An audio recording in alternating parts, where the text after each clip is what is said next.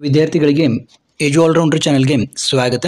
ಈಗ ನಿಮ್ಮ ತೃತೀಯ ಭಾಷೆ ಹಿಂದಿ ಇದರ ಮಾದರಿ ಪ್ರಶ್ನೆ ಪತ್ರಿಕೆ 2 ಇದರ ಸಂಪೂರ್ಣ ಉತ್ತರಗಳನ್ನು ನೋಡೋಣ. ನೋಡಿ, ಈಗಾಗಲೇ ಮಾದರಿ ಪ್ರಶ್ನೆ ಪತ್ರಿಕೆ 1ರ ಸಂಪೂರ್ಣ ಉತ್ತರಗಳನ್ನು ಅಪ್ಲೋಡ್ ಮಾಡಿದ್ದು, ಯಾರಾದರೂ ಇನ್ನೂ ನೋಡಿಲ್ಲ ಅಂದರೆ ಅದನ್ನು ಕೂಡ ನೋಡಿ. ಈಗ ಮಾದರಿ ಪ್ರಶ್ನೆ ಪತ್ರಿಕೆ 2ರ ಉತ್ತರಗಳನ್ನು ನೋಡೋಣ. ಇವು ನಿಮ್ಮ ಪರೀಕ್ಷೆಗೆ ತುಂಬ उपयुक्त. निम्नलिखित प्रश्नों के लिए 4 विकल्प सुझाए गए हैं. उनमें से सर्वाधिक उचित विकल्प चुनकर उसके संकेताक्षर सहित पूर्ण रूप में लिखिए. ಅಂದರೆ ಅದು ಏನೋ ಬಿ ನೋ ಸಿ ನೇ ಅಂತ ಅದನ್ನು ಕೂಡ ಮೆನ್ಷನ್ ಮಾಡಿ ನೀವು ಪೂರ್ತಿ ಬರೀಬೇಕು. ಮಿಲ್ನಾ ಶಬ್ದ ಕಾ ಪ್ರಥಮ ಪ್ರೇರಣಾರ್ಥಕ ಕ್ರಿಯಾರೂಪ ಹೈ. ನೋಡಿ, ಪ್ರೇರಣಾರ್ಥಕ ಕ್ರಿಯಾರೂಪಗಳನ್ನು ನೀವು ನೆನಪಿನಲ್ಲಿ ಇಟ್ಕೋಬೇಕು. ಮಿಲ್ನಾ ಇದರ ಪ್ರಥಮ ಪ್ರೇರಣಾರ್ಥಕ ಕ್ರಿಯಾರೂಪ ಮಿಲಾನ. ಆನ್ಸರ್ ए. इन्हें लेखक शब्द का स्त्रीलिंग रूप है. लेखक शब्द का स्त्रीलिंग रूप याವುದು? लेखिका. आंसर सी, लेखिका. विश्वास शब्द का विलोम शब्द है. अविश्वास. Answer B. ನೋಡಿ, ತುಂಬ ಸುಲಭವಾದ ಪ್ರಶ್ನೆಗಳಿವೆ ಇಲ್ಲಿ. कहानी शब्द का बहुवचन है. कहानी शब्दದ ಬಹುವಚನ कहानियाँ. उत्तर डी. आप कहाँ जा रहे हैं ವಾಕ್ಯ के लिए ಉಚಿತ ವಿರಾಮ ಚಿಹ್ನ ಹೈ. ಇದು ನೋಡಿ, ಯಾವ ಚಿಹ್ನ ಇಲ್ಲಿ ಇದು ಬರ್ತದೆ? ಆಪ್ ಕಹಾ ಜಾ ರಹೆ ಹೈ ಅಂದರೆ ಇಲ್ಲಿ ಪ್ರಶ್ನೆಯನ್ನು ಕೇಳ್ತಾ ಇದ್ದಾರೆ, ಅಂದಮೇಲೆ ಇದು ಪ್ರಶ್ನವಾಚಕ. ಉತ್ತರ ಎ, ಪ್ರಶ್ನವಾಚಕ. ಇನ್ನು 6ನೇದು ನೋಡಿ, ನಿಮ್ನಲಿಖಿತ ಶಬ್ದೋ ಮೇ ಸೆ ದೀರ್ಘ ಸಂಧಿ ಕಾ ಉದಾಹರಣ ಹೈ. ಈ ಕೆಳಗೆ ಕೊಟ್ಟಿರೋ ಶಬ್ದದಲ್ಲಿ ದೀರ್ಘ ಸಂಧಿಯ ಉದಾಹರಣೆ ಯಾವುದು ಅಂತ ಕೇಳಿದ್ದಾರೆ. ಸಮಾನಾಧಿಕಾರ. ನೋಡಿ, ಸಮಾನ ಪ್ಲಸ್ ಅಧಿಕಾರ, ನ ಅ ಪ್ಲಸ್ ಅ ಆಯಿತು, ಅಂದಮೇಲೆ ಇದು दीर्घ संधि. कर्नाटक राजधानी बेंगलुरु है. वाक्य के लिए उचित कारक चिन्ह है. ನೋಡಿ, ಕರ್ನಾಟಕ ಡ್ಯಾಶ್ ರಾಜಧಾನಿ. ನೋಡಿ, ಕರ್ನಾಟಕ ಕಿ ರಾಜಧಾನಿ ಅಂತ ಬರ್ತದೆ. ಉತ್ತರ ಬಿ. ಮಹಾತ್ಮ ಶಬ್ದ ಕಿಸ್ ಸಮಾಸ ಕಾ ಉದಾಹರಣ ಹೈ. ನೋಡಿ, ಮಹಾತ್ಮ ಅನ್ನೋದು ಕರ್ಮಧಾರಯ ಸಮಾಸ. ಉತ್ತರ ಬಿ. ಇನ್ನು निम्नलिखित प्रथम ನೋಡಿ, 2ನೇ मेनु, निम्नलिखित प्रथम 2 शब्द के सूचित संबंधों के अनुरूप तीसरे शब्द का संबंधित शब्द लिखिए. ಇವಕ್ಕೂ ಕೂಡ ಒಂದೊಂದಕ್ಕೆ ಒಂದೊಂದು ಅಂಕ. ಗಿಲ್ಲು ರೇಖಾಚಿತ್ರ. ಕಾಶ್ಮೀರಿ ಸೇಬ್. ನೋಡಿ, ಗಿಲ್ಲು ಒಂದು ರೇಖಾಚಿತ್ರ ಆದರೆ ಕಾಶ್ಮೀರಿ ಸೇಬ್ ಏನು? ಕಾಶ್ಮೀರಿ ಸೇಬು ಕಹಾನಿ. ಇದೇನು? ಕಹಾನಿ. ಬಸಂತ್ ಕಿ ಸಚ್ಚಾಯಿ ಏಕಾಂಕಿ. ಇಮಾನದೌರೋಂ ಕೆ ಸಮ್ಮೇಳನ ಮೇ. ಇದೇನು? ವ್ಯಂಗ್ಯ ರಚನಾ. ಆ ಉತ್ತರಗಳನ್ನು ಕೂಡ ನಾನು ನಿಮ್ಗೆ ತೋರಿಸ್ತೀನಿ. ವ್ಯಂಗ್ಯ ರಚನಾ. ಮಕಾನ್ ಕಿ ಛತ್, ಮछली की पीठ, मकान के स्तंभ, हाथी के पैर, हाथी के पैर. पाप का मूल अभिमान. पाप का मूल ಯಾವುದು? ಅಭಿಮಾನ್. ಧರ್ಮ का मूल दया. ಈಗ 3ನೇ ಮೇನ್ಸಲ್ಲಿ ನೋಡಿ, ನಿಮ್ನಲಿಖಿತ ಪ್ರಶ್ನೋं के उत्तर एक एक वाक्य में लिखिए ಅಂತ. 13th क्वेश्चन ಏನಿದೆ? आधुनिक पुरुष ने किस पर विजय पाई है. उत्तर आधुनिक पुरुष ने प्रकृति के हर तत्व पर विजय पाया है. प्रकृति के हर तत्व पर विजय पाया है. ನೋಡಿ, ಇವಕ್ಕೂ ಕೂಡ ಎಲ್ಲದಕ್ಕೂ ಒಂದೊಂದು ಅಂಕ. ಇನ್ನು 14ನೇ ಪ್ರಶ್ನೆ ಏನಿದೆ? दोनों दोस्त जंगल की ओर क्यों गए. मकान कैसे बनाए इसके बारे में पूछताछ करने के लिए दोनों दोस्त जंगल की ओर चल पड़े. इन 15ನೇ ಪ್ರಶ್ನೆ ಏನಿದೆ? हमें किस उम्र में अच्छी आदतें डालनी है. हमें 12 वर्ष की उम्र में अच्छी आदतें डालनी है. इन 16ನೇ ಪ್ರಶ್ನೆ ಏನಿದೆ? यशोदा का रंग कैसा था. यशोदा का रंग गोरा था. ಎಲ್ಲ ಒಂದೊಂದೇ ವಾಕ್ಯದಲ್ಲಿ ಬರೆಯುವಂಥವು. ಇನ್ನು ಮುಂದಿನ ನೋಡಿ, ನಿಮ್ನಲಿಖಿತ ಪ್ರಶ್ನೋं के उत्तर 2-3 वाक्यों में लिखिए ಅಂತ ಇದೆ. ಒಂದೊಂದಕ್ಕೆ 2 ಅಂಕ. 17ನೇ ಪ್ರಶ್ನೆ ಏನಿದೆ ನೋಡಿ, लेखक ने दुकानदार को क्षमा के योग्य क्यों नहीं माना.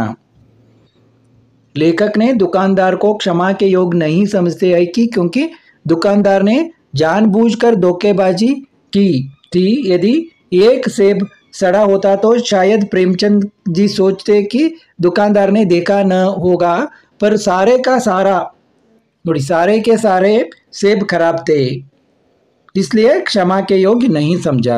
ಅಂದರೆ ಏನೋ ಒಂದು ಸೇಬ್ ಕೆಟ್ಟಿದೆ ಅಂತಂದರೆ ಏನೋ ಅವ್ನು ನೋಡಿಲ್ಲ ಅಂತ ತಿಳ್ಕೊಬೋದು. ಎಲ್ಲ ಸೇಬುಗಳು ಕೆಟ್ಟವೆ ಅಂದರೆ ಆ ದುಕಾನ್ದಾರ ಅಂಗಡಿಯವನು ನಮಗೆ ಮೋಸ ಮಾಡಿದ್ದಾನೆ ಅಂತ ಲೇಖಕರು ತಿಳ್ಕೊತಾರೆ. ಇನ್ನು 18ನೇ ಪ್ರಶ್ನೆ ಏನು, ಧೀರಜ್ सक्सेना को बुद्धिमान रोबोट की जरूरत क्यों थी? ನೋಡಿ, घरेलू कामकाज के साथ साथ ताती पोतों को होमवर्क कराने के लिए एवं वर्ड प्रोसेसर पर उनका काम संभालने के लिए धीरज सक्सेना को एक बुद्धिमान रोबोट की जरूरत थी. ಬಹುಶಃ ಇದು ಹಳೆ ಫಸ್ಟ್ ಪೇಪರ್ನಲ್ಲಿ ಕೂಡ ಈ ಪ್ರಶ್ನೆ ಇತ್ತು ನೋಡಿ. ಇನ್ನು 19ನೇದು, कलेक्टर ने बच्चों की तारीफ क्यों की? गांव को साफ सुथरा देखकर प्रसन्नता व्यक्त करते हुए कलेक्टर कहते हैं कि बच्चों ने गांव को नया जीवन दिया है, सबने मिलकर गांव को स्वच्छ वातावरण दिया है, बाल शक्ति के कारण गांव आदर्श गांव बन गए हैं. ಈ ಬಾಲ ಶಕ್ತಿಯಿಂದಾಗಿ ಈ ಹಳ್ಳಿ ಆದರ್ಶ ಹಳ್ಳಿಯಾಗಿದೆ, ಆದರ್ಶ ಗ್ರಾಮವಾಗಿದೆ ಅಂತ ಹೇಳ್ತಾರೆ. 20ನೇ ಪ್ರಶ್ನೆ, लेखक ने मंत्री को क्या समझाया? ईमानदारों के सम्मेलन में पुलिस ईमानदारों की तलाशी ले, यह बड़ी अशोभनीय बात होगी, फिर इतने बड़े सम्मेलन में थोड़ी गड़बड़ी होगी ही, इसलिए लेखक ने मंत्री को समझाया. इन्हें 21ನೇ ಪ್ರಶ್ನೆ ನೋಡಿ, दिनकर जी के अनुसार मानव का सही परिचय क्या है? ನೋಡಿ, ನಾನು ಉತ್ತರಗಳನ್ನ ಓದೋದಿಲ್ಲ, ತುಂಬ ವಿಡಿಯೋ ದೊಡ್ಡದಾಗೋದ್ರೆ ಪ್ರಶ್ನೆ ಉತ್ತರಗಳನ್ನ ನೀವು ನೋಡ್ತಾ ಹೋಗಿ. नेक्स्ट 22, बालकृष्ण अपनी माता से क्या क्या शिकायतें करता है? 23 ನೋಡಿ, शनि का वायुमंडल किन किन गैसों से बना है? ಇನ್ನು ಅಥವಾ ಪ್ರಶ್ನೆ ಯಾವುದಿದೆ, शनि के उपग्रहों के बारे में लिखिए. ಇನ್ನು 24ನೇದು ನೋಡಿ, शास्त्र में सत्य बोलने का तरीका कैसे समझाया गया है? अथवा मीना मैडम ने छात्रों से अंत में क्या कहा? इन्हें 25ನೇದು, निम्नलिखित प्रश्नों के उत्तर 3-4 वाक्यों में लिखिए. ನೋಡಿ, 25ನೇ ಪ್ರಶ್ನೆ ಇದೆ, गिल्लू के कार्यकलाप के बारे में लिखिए. ಆಮೇಲೆ 26ನೇದೇನಿದೆ, जलालुद्दीन ने अब्दुल कलाम जी को बाहरी दुनिया का बोध कैसे कराया? 27ನೇದು, सोशल नेटवर्किंग एक क्रांतिकारी खोज है, इस कथन का समर्थन अपने शब्दों में लिखिए. इन्हें 28ನೇ ನೋಡಿ, कविता में भारत माता का स्वरूप कैसे सुशोभित है? इन्हें 29ನೇ प्रश्न ನೋಡಿ, कवि के अनुसार मनुष्य की भौतिक साधना का वर्णन कीजिए. ನೋಡಿ, ಎಲ್ಲ ಉತ್ತರಗಳನ್ನು ನೋಡ್ತಾ ಹೋಗಿ. 30ನೇದು, बचेंद्री पाल ने पहाड़ पर चढ़ने की तैयारी किस प्रकार की? 31ನೇ प्रश्न ನೋಡಿ, कर्नाटक की शिल्पकला का वर्णन कीजिए. ಇನ್ನು 32ನೇದು ಒಂದು ಭಾವಾರ್ಥ ಬರಲಿಕ್ಕೆ ಹೇಳಿದ್ದಾರೆ, ನಿಮ್ನಲಿಖಿತ ದೋಹೆ का ಭಾವಾರ್ಥ अपने शब्दों में लिखिए. ನೋಡಿ, ಇಲ್ಲಿ ಇದನ್ನು ಕೊಟ್ಟಿದ್ದಾರೆ ಪದ್ಯ, ಅದರ ಭಾವಾರ್ಥವನ್ನು ಬರಲಿಕ್ಕೆ ಹೇಳಿದ್ದಾರೆ. ಇನ್ನು 33ನೇದು, निम्नलिखित वाक्य का अनुवाद कन्नड़ या अंग्रेजी भाषा में कीजिए.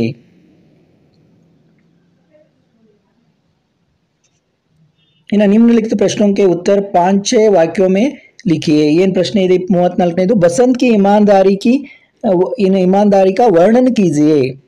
अथवा पंडित राजकिशोर के मानवीय गुणों का परिचय दीजिए. ಇನ್ನು 35 ನಿಮ್ನಲಿಖಿತ ಕವಿತಾಂಶ ಪೂರ್ಣ ಕೀಜಿಯೇ. ಹೀಗೆ ಒಂದು ಕವಿತೆಯನ್ನು ಕೊಟ್ಟಿರ್ತಾರೆ, ಅದನ್ನು ನೀವು ಪೂರ್ಣ ಮಾಡಬೇಕು. 7ನೇದು, ಗದ್ಯಾಂಶ ಕೋ ಧ್ಯಾನಪೂರ್ವಕ ಪಢಕರ್ ನಿಮ್ನಲಿಖಿತ ಪ್ರಶ್ನೋಂಕೆ ಉತ್ತರ ಲಿಖಿಯೇ. ನೋಡಿ, ಒಂದು ಇದನ್ನು ಕೊಟ್ಟು ಪ್ಯಾರ ಕೊಟ್ಟು ಅದನ್ನು ಬರೀಲಿಕ್ಕೆ ಹೇಳ್ತಾರೆ. इन्हें दिए गए संकेत बिंदुओं के आधार पर 12-15 वाक्यों में किसी एक विषय के बारे में निबंध लिखिए. ನೋಡಿ, जनसंख्या की समस्या ಅದರ ಬಗ್ಗೆ ಬರೆದಿದ್ದಾರೆ. जनसंख्या की समस्या, ಮೊಬೈಲ್, समय का महत्व, ಈ ಮೂರನ್ನು ಕೇಳಿದರೆ ಇಲ್ಲಿ जनसंख्या की समस्या ಬಗ್ಗೆ ಇದನ್ನು ಬರೆದಿದ್ದಾರೆ. ಇನ್ನು समय का महत्व ಕೂಡ ಬರೆದಿದ್ದಾರೆ ನೋಡಿ.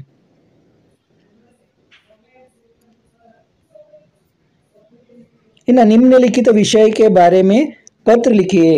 अपनी पढ़ाई के बारे में बताते हुए पिताजी को एक पत्र लिखिए अथवा चारित्र प्रमाण पत्र की मांग करते हुए प्रधान अध्यापक के नाम पत्र लिखिए. ನೋಡಿ, ಎರಡನೇದನ್ನು ಇಲ್ಲಿ ಬರೆದಿದ್ದಾರೆ ನೋಡಿ, ಸೇವಾ ಮೇ ಪ್ರಧಾನ ಅಧ್ಯಾಪಕ ಪೂಜ್ಯ ಗುರುಜಿ. ನೀವು ಅಲ್ಲಲ್ಲಿ ಪಾಸ್ ಮಾಡಿ ನೋಡಬಹುದು. ಇದೇ ರೀತಿ ನಿಮ್ಮ ಎಲ್ಲ ವಿಷಯಗಳ ಪ್ರಶ್ನೋತ್ತರಗಳನ್ನು, ಪ್ರಶ್ನೆ ಪತ್ರಿಕೆಗಳನ್ನು ಮತ್ತು important questions and answers, most likely questions ಎಲ್ಲವನ್ನು ಮಾಡ್ತಾ ಇರ್ತೀವಿ. ತಪ್ಪದೆ ನೋಡಿ, ಈ ವಿಡಿಯೋಗಳನ್ನು ನಿಮ್ಮ ಗೆಳೆಯರೊಂದಿಗೆ ಶೇರ್ ಮಾಡಿ. ಮತ್ತೆ ಭೇಟಿಯಾಗೋಣ.